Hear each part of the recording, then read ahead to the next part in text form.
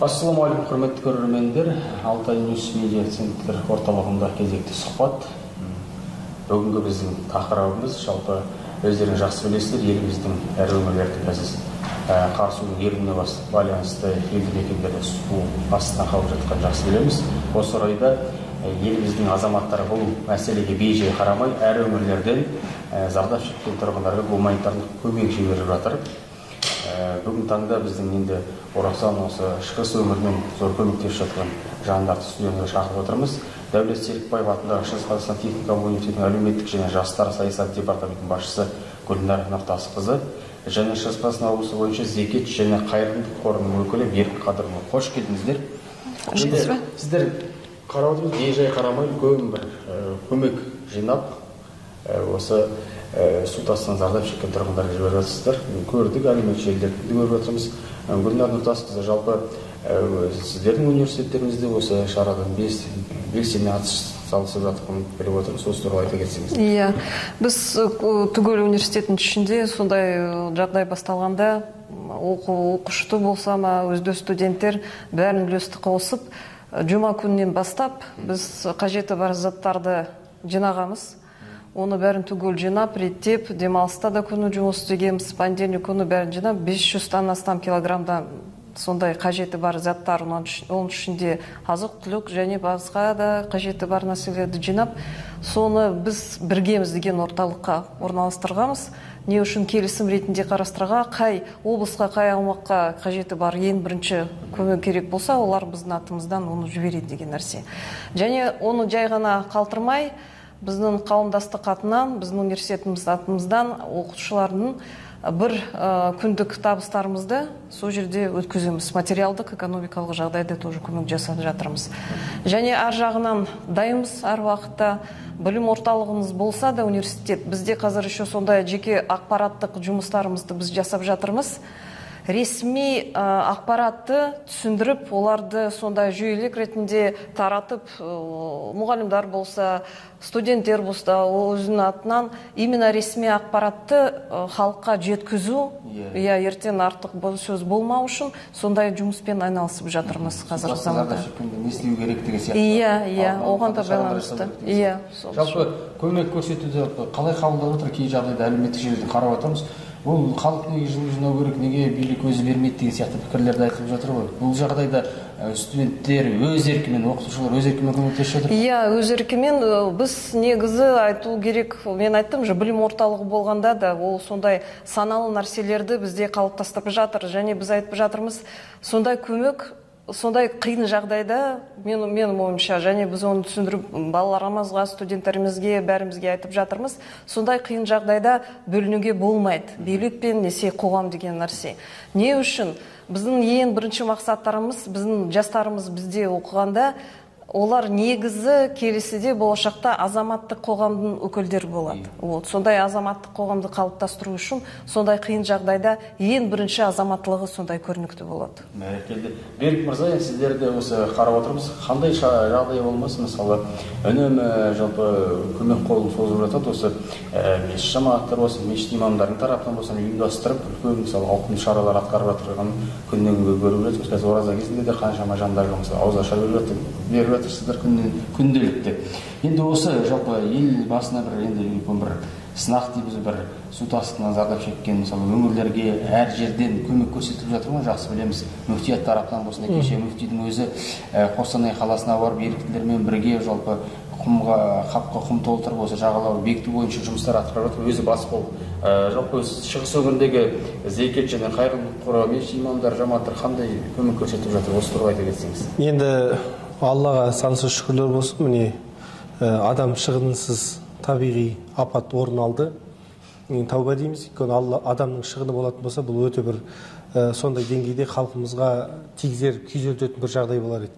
Қазіргі таңда осы Қазақстан мұсылмандары діни басқармасының зекет және қайырымдылық қорының бастауымен муфти хазіретіміздің тапсырмасына байланысты өңірлерде, аудандарда біздің имамдарымыз қазіргі таңда осы қайырымдылық жылу жинау мәселесімен қазір айналысып жатыр. Міне бүгін ғана Күршім ауданының жамағаты, сонымен қоса Күршім ауданының әкімдігімен бірлесе отырып, қазіргі таңда Халифа Алтай мешітіндегі жаңағы судан зардап шеккен азаматтарға арналған қабылдау пунктінде 3 тоннадан артық жүк әкелді.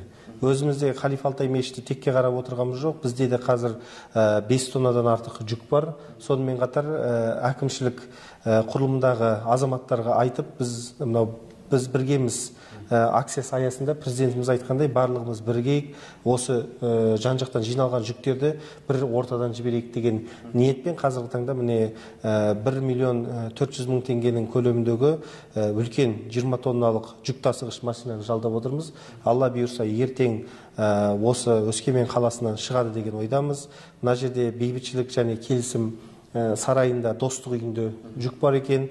Онан кейін біздің жаңа Халифа Алтай мешітінде бұның барлығын жинап, ертең Алла бұйырса осы бір үлкен керуен батыс Қазақстанға жол тартады деген ойдамыз. Себебі мына халқымыздың арасында енді оңды пікір болғанмен теріс пікір де болады. Оны айта кетуіміз керек. Кейбір адамдар айтып жатыр ғой, үкімет қайда қарап отыр, не істеп отыр, неге халқымыз жинайды дейді. Енді қазақ халқының бұл ежелден қанына сіңіп қалған бір үлкен салт бар, жаңа асар деген. Асарды біз көбіміз ұмытып бара жатырмыз. Асармен қатар сол асарға көмектесу барысында жылу жинау деген қазақ халқында ежелден бар. Сол жылуды жіберу арқылы жаңағы Алланың алдында да, халықтың алдында да еліміздің тілегі, жаңағы зікірі, пікірі бір екендігін осы арқылы біз көрсете білеміз. Сондықтан жаңа көмек әкеліп жатқан азаматтардың өздері сол батыс Қазақстандағы бауырларымызға тек қана көмекті ғана әкелмей, сонымен қатар оларға да тілекші болып жатқанының бір үлкен бұл мысалы. Қаржылай да көмектер жиналып жатыр зекет және қайырымдылық қорында. Қазір міне Аллаға шүкір, кеше міне Әлібек бауырымыз есеп беріп жатыр, 13 миллионнан артық қаражат жиналды. Яғни бұның барлығы ертең зекет және қайырымдылық қоры бір үй тұрғызатын болса, Қазақстан халқы қоры бар, тағы басқа қорлардың бәрі жабылып кететін болса, мынау біздің мемлекетімізде жылап еңіреген адам болмайды деп мен ойлаймын. Енді тағы бір мысал айта кетейін. Мына Түркияда, одан кейін Сирия мемлекеттерінде сонда үлкен жер сілкінісі болған кезде қазақ халқы зекет қайырымдылық қоры арқылы 100 миллионнан артық қаражатты біз аударған болатынбыз. Сириядағы мұсылман бауырларымыз жылап қалмасын, оларға да көмек болсын деп 45 миллионнан артық қаражатты сол жаққа аударған болатынбыз. Сондықтан өзіміздің халқымызға осындай басына қиын қыстау күн туып жатқан кезде артық әңгімелерді қойып, хайппен жаңағы пафосқа жол бермей, бұл жерде біз тек қана шынайы ниетпен бірлігімізді, бірізділігімізді көрсеткеніміз дұрыс болады деп мен санаймын. Осы ретте айтып жатыр ғой, Беке, өзіңіз келген сұрақ қойын, енді әлеуметтік желілерде өзіңіз қарап отыратын шығарсыз.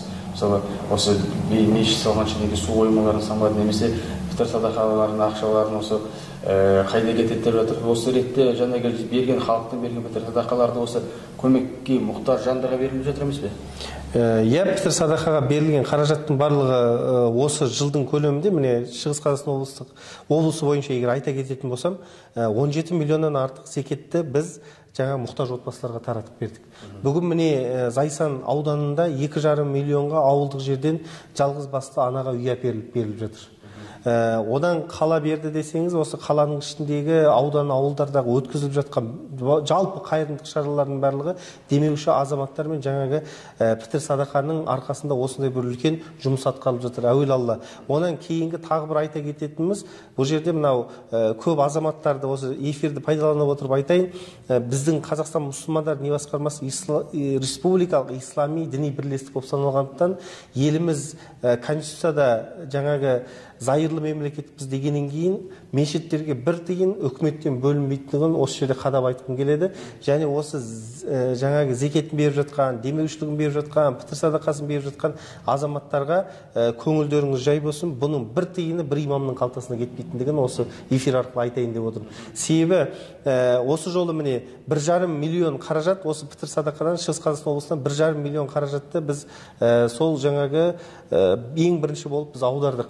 Онан қала берді еңбек ақы алатын мешіттер, жағдай бар мешіттердегі еңбек ақы алатын имамдар бір күндік еңбек ақыларын сол жаңағы су тасқынынан зардап шеккендерге аударып жатыр. Әлі де біз аударамыз, әлі де біз осы пітір садақадан түскен қаражаттан әлі де жібереміз. Себебі бұның барлығы біздің елімізде, жеріміздегі жаңағы тұрақтылықты сақтау үшін атқарылып жатқан шаралар. Енді қазір 67% Шығыс Қазақстан облысында әлі қар ери қойған жоқ. Бұл жақтың да өзендері таулы жер болғандықтан бұл жақта да бір құдай білетін не болатын, бірақ 30 күн Рамазан айында су тасқыны болмаса екен, шығысымызды аман сақтаса екен, жалпы елімізді аман сақтаса екен деп тілеп келе жатырмыз. Бірақ соның өзінде де біздің мешіттер жаңағы эвакуациялық орын ретінде пайдалануға әркез біздің мешіттеріміз дайын. Мынау әлеуметтік желіден, теледидардан көріп жатырсыздар. Жер сілкінсе де адамдар мешітке барып жатыр, су тасқыны болса да адамдар мешітке барып жатыр. Сондықтан мешіттер бұл тек қана мешітті Алладан қорыққан адамдар ғана салады. Ал егер гидротехникалық сооружениялар салу керек болатын болса, онда біз жалпы мешіттердің тарапынан оған да қаражат бөлуге дайырмыз. Бәрекелді. Енді Гүлнара ханым, жаңағы қайырымдылық жасасаң қайырым көресің дейді қазақ жалпы. Осы жағдайда жалпы студент жастардың қаншалықты осы іске құлшына араласу туралы айтып өтсеңіз. Біз оларды мысал ретінде материалдық жағдай шын ретінде айтуға тарта алмаймыз, бірақ та волонтерлік еркін ретінде әртүрлі жұмысқа салысуға және өзін еркін ретінде түсіндіру деген нәрселерді балаларымыз көмек жасайды. Мен ойлаймын, сондай университет болғанда ең бірінші біздің миссия тәрбие беру біздің жастарымызға. Өздеріміздің атымыздан қандай көмек жасап жатырмыз, қандай бірігіміз көрсетіп жатырмыз деген нәрсе, соны балаларға болашаққа ертең тек қана мамандық арқылы білімді алмай, ең бірінші саналы нәрселерді қалыптастыру үшін, сол үшін еркіндік ретінде, волонтер ретінде біз балаларымызды тартамыз. Және мен айтуға да болады, қолымыздан келген нәрселерді материалдық, экономикалық жағдай жасасақ та, міне, действительно бізде қазір болып жатыр, алдымызда кім біледі, облыста қандай жағдайымыз болады. Дайын отырмыз. Біздің жатақханаларымызда 400-тай астам бос орындар бар. Қиын жағдай болып қалса, сол орындарды біз беруге рұқсат етіміз, ректоратпен бәрін сондай шешімді қолдағанбыз, 400-тай адамдарды. Және бізде әскери кафедраның өкілдеріміз, балаларымыз оқиды. Қиын жағдай болса, олар әр уақытта дайын тұрады көмек жасауға. Сооружение, нәрселерде үлес қосады. Тем более бізде техникалық университет болғанда көбі бізде жігіттеріміз, ер азаматтарымыз оқып жатыр. Сол үшін мен ойлаймын, сол жағынан біздің атымыздан да көмек болады. Үлесті қоса аламыз. Мысалы, Вике қарап отырсақ, қазір жан-жақта мысалы еріктілері бар, қала тұрғындары бар, ауылдардың өздері араласып көмектесіп жатқан көп әлеуметтік желіде. Мысалы, біреулер жағын бекітіп жатады, біреу қапқа құм толтырып жатады, біреулер тамақ қазан-ошақ көрсетіп, тамақ пісіріп жатады, мына жақтан тегін такси, мына жақтан пәтерлерін жалға беріп жататын адамдар да бар көріп жатырмыз. Жақсы, бәрекелді. Бірақ мына жақтан кейде мысалы қаптың бағасын қымбаттатып жатқандар да бар екен біліп жатырмыз. Одан пәтердің бағасын қауіпсіз аймақ көшкен кезде пәтердің бағасын да біреулер өсіріп жіберді. Бұларға не айтасыз бұндай пысықайларға? Байып кетпейтін сияқты шығар енді бұндай. Енді жалпы бұндай жағдайда бірінші айта кететін нәрсе, бұл қаражатта береке болмайды. Береке болмайды. Екінші нәрсе, Алла оны қалай берді, солай алады. Осындай сәтте адамдар білу керек, біз сыналамыз осындай сәтте. Қалтаң пейіл сыналады. Өйткені мынау қазіргі болып жатқан табиғи апаттардың барлығы бұл адамның пейіліне қарай берілетінін біз ұмытпауымыз керек. Неге олай деп айтамыз? Өйткені адам баласы жайбырақат, сондай бір кең пейілмен жүретін болса, онда адам баласында бір-біріне көмек қолын созу деген нәрсе көп болар еді. Мысалы, қарапайым мынандай бір нәрсені айтайық. Осы 2017 жыл ма, 2018 жыл ма Алтай ауданында бір су тасқыны болды. Сол сәтте біз сол жаққа бардық. Имамдарымыз бар, тағы басқа біздердің жаңа маңайымыздағы жүрген еріктілер бар, волонтерлар дейміз ғой, солар бәріміз бардық. Сол кезде жаңа бір ақсақалдың ықыласын көріп сондай бір разы болдық. Жаңа ақсақал кішкентай бір сковородкаға, таба дейміз ғой, соған картошка пысырып, мына картошканы жей қойыңдар, сендер алыстан келдіңдер ғой деп, өзі жағдайы қиын болып, өзі суға батып жатқанына қарамай, жаңағыны үйге барсақ соны істеп қойыпты. Яғни бұның өзі жаңағы халықтың еркіндігі, даналығы, берекеті осында. Бұл пейіл тарылған сайын адам баласының өз ісі оңбайды. Неге деп сұраған кезде мысалға мына Алматы қаласында жер сілкінісі кезінде мысалға көрдік бағаны қалай шарықтатқандарын, таксилерін. Мысалға мына су тасқыны болып жатқан кезде жаңа пәтердің бағасын көтеріп жіберу деген мәселелердің барлығын көріп отырмыз. Бұндай нәрселерге келген кезде айналайын халқым бұндай жағдайда бір пайда табуды көздемеуіміз керек. Және осындай жағдайда тағы бір ескерте кетейін деген нәрсе, мынау осындай кезде сбор жинайтын адамдар көп болып кетеді. Яғни ол қаражат тиісті деңгейде жеріне жетіп жатыр ма, жетпей жатыр ма, оған да ертең Алланың алдында жауап бар. Мына дүниеде проблема жоқ. Материалдық жағдайыңызды сол қаражатпен жөндеп алатын шығарсыз. Бірақ ертең Алланың алдына барған кезде ақыретте оның есебі одан да қатты болады. Сондықтан осы дүниенің ләззатына алданбай, арғы дүниенің жемісін жинауға адам тырысу керек. Қиын сәтте тек пайданы емес, керісінше халқыма қандай пайда тигіземін? Халқыма қандай пайда тигіземін? Менен не пайда болады? Үкімет не істейді деп қарап отырмай, пайда тигізу керек. Апамыздың әженің мысалы, 93 жастағы қарт әжеміз халықпен бірге қапқа құм толтырып жатыр. Ол жасқа байланысты емес, мен ойлаймын, біздің рухани құлдықтардың ішінде ең ерекше қасиетті, оның біздің ең бірінші мақсатымыз, міндетіміз, міне балаларымызды оқытып жатырмыз, адамгершілік деген нәрсе.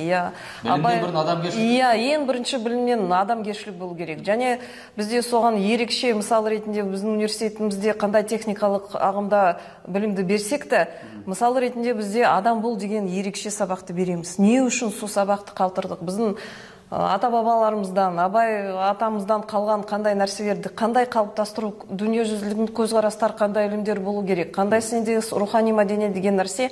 Бірақ та ең бірінші сондай пәндерді, сабақтарды, любой нәрселерді, любой ағымда қарастырғанда біз айтамыз, ең бірінші сендерде адамгершілік болу деген нәрсе. Ол сондай қиын жағдайда сондай қасиеттер ең бірінші көзге түседі адамдардың ішінен шыққан. Неге дұрыс айтасыз, қазір халықтың адамгершілігі, жалпы пейілі, ниеті қандай жан екенін сыналатын кезі. Мысалы, кеше мысалы әлеуметтік желілерден мысалы бірнеше белгілі адамдар, блогерлер мысалы су тасқынынан зардап шеккендерге барып, жалпы қабалайын десе 200-300 теңге базарда қымбаттап кеткен. Оны алсатарлар алып көбірек, соның 50 теңге қымбатқа сатып. Ол өзінің тұрғында, сол ауылда тұратын, сол жерде тұратын адамдар туралы жерлер. Және мен ойлаймын, халыққа ойлану керек. Сондай табиғаттан шыққан нәрселерді, оқиғалар, ол әр облыста, аумақта мүмкіндігі болады. Ертең сен сақталымыз жоқ.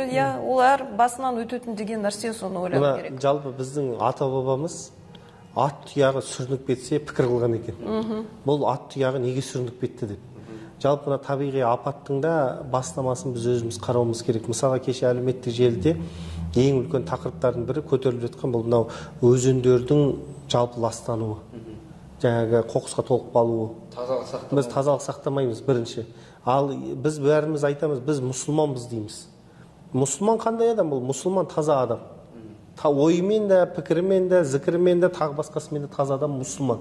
Сонымен қатар айналаны да тазалау керек. Екінші нәрсе, бұл жерде жаңағы өзімізге келетін қауіпті біле тұрып, мына Құран аяттарында бар ғой, өздеріңді қауіпке тастамаңдар, өздеріңді зиянға тастамаңдар дейді Құран аяттар. Бірақ біз өзіміздің ауылымыздың маңайындағы жаңағы дамбысы болсын, немесе жаңағы су қоймалары болсын, соның барлығын жігіттер бірлесіп жіберіп қарап, сол жерге техниканы алып кеп тұрып, күретіп, жасап жіберсе, әкімшілікке көмектесіп жіберсе, бұнда тұрған ешқандай бір мәнақа жоқ. Енді келесі бір айта кететін дүние осы сәтте. Мысалға мынау жаңа Құлсары ма қай ауыл, сол жақта жаңа жігіттер бірлесіп жүріп өзінің ауылын жаңа шифрды қойып тұрып, дамбыларды мықтап отырып істеп, өзінің ауылын мысалға аман алып қалды. Бұның барлығы неге? Қазақтың егер бірлігі болатын болса, онда біз қандай бір апат болсын, оның алдынан қаламыз. Өйткені Алланың өзі айтады, сақтансаң сақтаймын дейді. Енді сақтанған сайын адам баласы андай бұндай нәрселердің барлығынан сақтану керек. Өйткені мысалға мына бір әкімшілікке зиян тигізейін деп немесе тістесіп алатын адамдар болады ғой өзі бір. Көбінесе мына әлеуметтік желіден қарап жатамыз, ана зам әкімдердің артынан жүгіріп жүреді, тағы басқалардың артынан жүгіріп жүреді. Ондай нәрсе не керек деймін де, біреудің өмірін ашып, қарап жалпы. Енді осындай нәрселердің барлығын қарап отырсаңыз, халықтың алдында бір негатив ойлар туғызып, сол негатив ойлардың барлығы бір жаман нәрселерге әкеп жататын болса, әрине бұл ертең халықтың бірлігіне бір үлкен сынақ қақпай ма деген ой бар. Жаңадай айтканбыз, баарымыз айтып жатыр. Ул жагына динге байланысты эмес, көчпө эл болсак да, у жерде биздин ата-бабаларыбыз тарих боюнча кезиндерге караганда өтө тыгыз казактарда байланыш немен болгон, табигатпен болгон деген нерсе. Сол үчүн экологиялык маданиятти калыпташтыруу үчүн деген нерсе, ол неден башталады? Эң биринчи дурус карым-катнаштарды табигатпен жасоо деген нерсе. Тазалыктан көзүн ачты. Бизде арыктарды бүтөп сатып. Одан су кайда кетет? Эсик алдынан су жайылгансында аулалар көчөлөр. Көп жерлерде арык жок мысалы. Бар болса біз алып қойған. Сондықтан да әр нәрсені өзіміз немқұрайлы қарамайық, өзіміздің жауапсыздығымызды біреуге жаппайық. Онысын өзінен бастайық. Қиындықты ел болып бірге еңсерейік. Кезінде атақты ұшқыш Герман Титов Байқоңырға қонған кезде біздің Ыбырай Жақаевтың атасы, әйгілі атамыз бар ғой, денелі. Сол Титовтың иығына шапан жапқан кезде шапаны сұқатты. Енді атамыз өзі шапты. Сонда атамыз былай депті, Ыбырай атамыз: Герман, шапамның кеңдігін көрді, даламның кеңдігін көрді, пейілімнің кеңдігін көрді. Енді біздің осы пейіліміз ешқашан тарылмасын, береке бірлігіміз арта берсін, күшіміз бірлікте. Сіздерге көп рахмет. Аман болыңыздар. Сұхбат көріп келгендеріңізге болсын, алтын уақытыңыз бөліп. Құрметті көрермендер, осымен біздің бағдарламамыз сұхбатымыз мәресіне жетті. Аман есен болыңыздар. Әр істеріңіз берекелі, әр күндеріңіз мерекелі болсын. Еліміз түрлі апаттардан, су тасқынынан аман болғай. Рахмет.